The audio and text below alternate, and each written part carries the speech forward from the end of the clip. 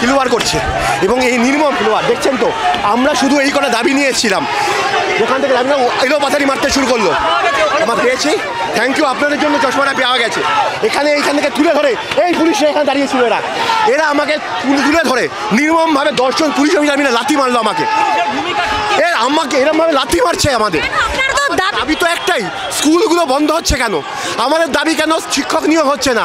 আমাদের দাবি কেন হচ্ছে মিড ডে মিল বন্ধ হচ্ছে? আমাদের দাবি, এইগুলো দাবি আমাদের। যখন এখানে মেয়েদের ওপর অত্যাচার বাড়ছে, স্কুল কলেজে কেন হচ্ছে জেন্ডার সেন্সিটাইজেশন ফেল হবে না? কেন নির্বাচন হচ্ছে না? কেন ভয় পাচ্ছে এরা?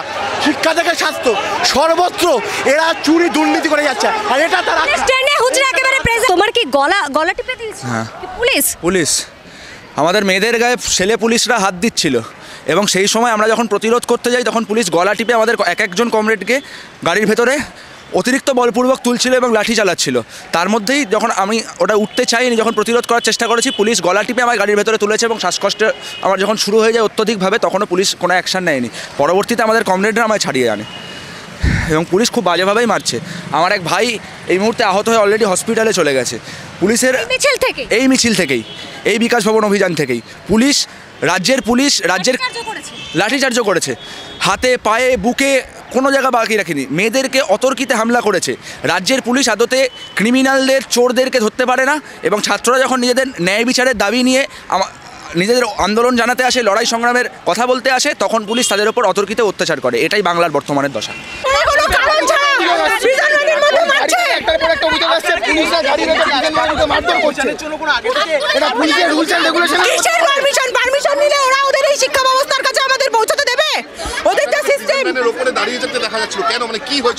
আমাদের নেতৃত্বকে, আমাদের সাধারণ কর্মীদেরকে অ্যারেস্ট করছে এবং অ্যারেস্ট করার পর একজন বলছে তার গলা থেকে রক্ত বেরোচ্ছে। আমরা বলছি তার মেডিকেল হেল্প চাই, তাকে মেডিকেল হেল্প তো দিতেই দিল না, তাকে কোনো কনসার্নিং তো জায়গা দিতেই দিল না। কিছুটা আপনাদের প্রেজেন্ট ভ্যানে তোলা হলো, ঠিক কী কারণে?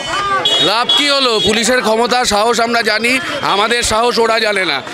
যাদের আমাদের যে সাথীদের গ্রেপ্তার করেছিল তাদের বেশিরভাগকে ভেজা বেড়ালের মতো আমাদের হাতেই ছেড়ে দিয়ে যেতে বাধ্য হয়েছে।